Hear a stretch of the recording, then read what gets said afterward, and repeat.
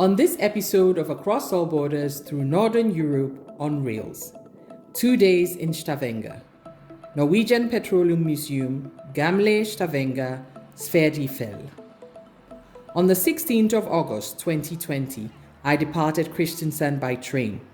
I arrived Stavanger 3 hours 30 minutes later. It was easy for me to walk to my Airbnb as it was centrally located. Otherwise, you can get around the city by buses, cycling, walking, or taking a taxi if required. For me, that evening was all about planning my next day in Stavanger. Let's talk about Stavanger. Stavanger is the fourth largest city in Norway. With a population of around 145,000 people, it is known as the oil capital of Norway. Hence, it houses the only petroleum museum in the country. It is also known for its beautifully well-preserved old town, Gamle Stavanger. For the Cathedral, and for museum lovers, you will be pleased with the number of museums in the city. What can you do in and around Stavanger? One of the major reasons people stay in Stavanger is to complete one or two of the popular hikes around the area, as well as visit the Lysefjord. At number 1, we have the Pulpit rock. This is a 4-hour hike covering 8 kilometers. This stunning site towers 604 meters above the Lysefjord, and a trek on this trail means you've seen one of the famous spots in Norway. If you'd like to do this, you can either drive yourself to the trailhead or take a bus from Stavanger. Number 2, the Lysefjord Cruise. If you did the fjord cruise, which departs from downtown, this affords you the experience of taking in the fjord landscape, including getting a view of the Pulpit rock from below, as well as seeing some beautiful waterfalls. Some tour operators offer both activities on the same day. Number 3 is the kjerag boating hike. This is also one of the iconic images you will have in mind if you choose to travel to Norway. This imagery is one of a huge boulder wedged between two rock faces, one a lot of visitors want to see for themselves. The hike covers 12 kilometers, which takes around 6 to 8 hours round trip. If you wanted to do this as a day trip from Stavanger, you need to plan at least 12 hours, including the commute, as it takes roughly 2.5 hours one way to arrive at the trailhead by car. If you're only staying within the city, here are some things you can do. Number 1, visiting the Cathedral. 2, walking the winding streets of the old town, admiring the well-maintained wooden houses, and possibly visiting the Norwegian Cannon Museum located there.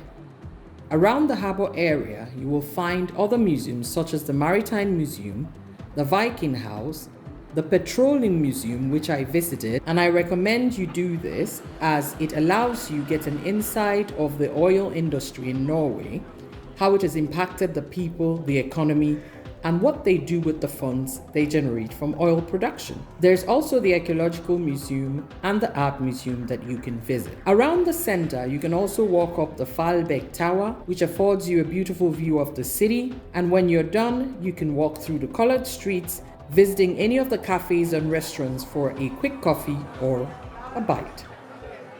If you want to throw in some nature into the mix, then I recommend you head over to Sverd. I took a bus to this location and I walked part of the 9-kilometer pathway that you find there is absolutely lovely. So my full day itinerary looked like this: the Colored Street, Fargegaten Tower, Petroleum Museum, Harbour Area, Gamle Stavanger, and Sverd. Come along with me as we go through my experience visiting Stavanger.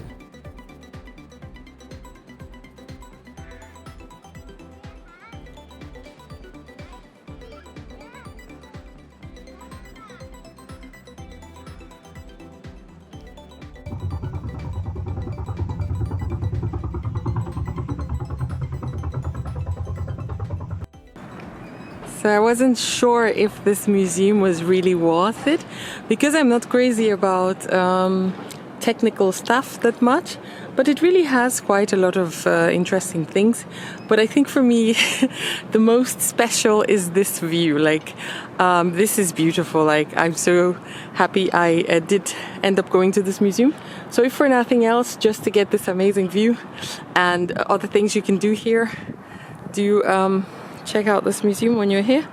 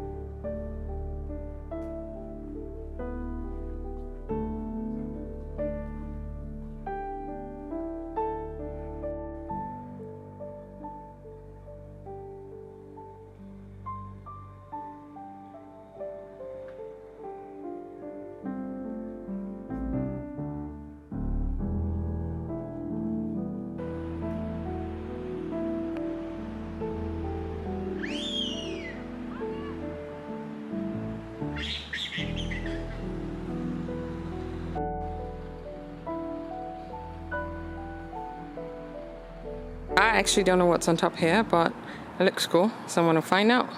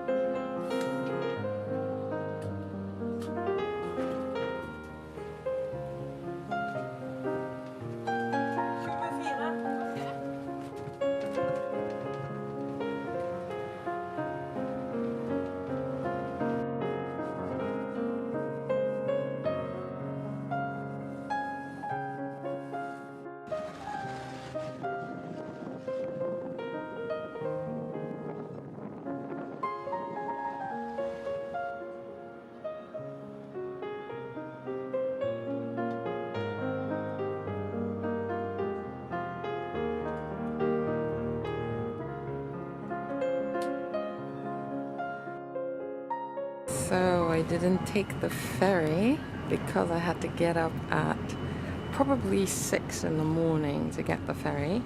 But I took the bus, and the bus gets on the ferry 2 times to cross. And this is the second one on the longer trip on the ferry. But we are going to be, oh, my ears popped, I have no idea.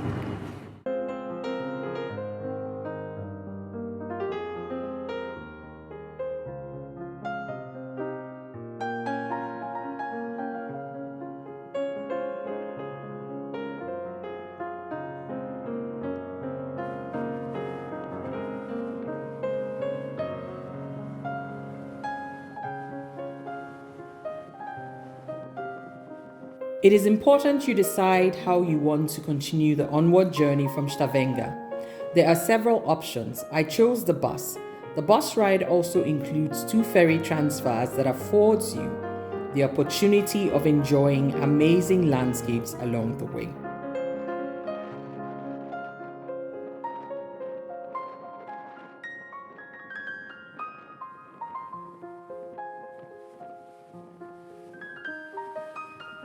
I would recommend 3 to 4 days if you're planning to visit Stavanger, so that you are able to include one of the day trips you can do from the city. I do hope you've enjoyed this episode. Thank you very much for watching. Yours truly, Liesel81.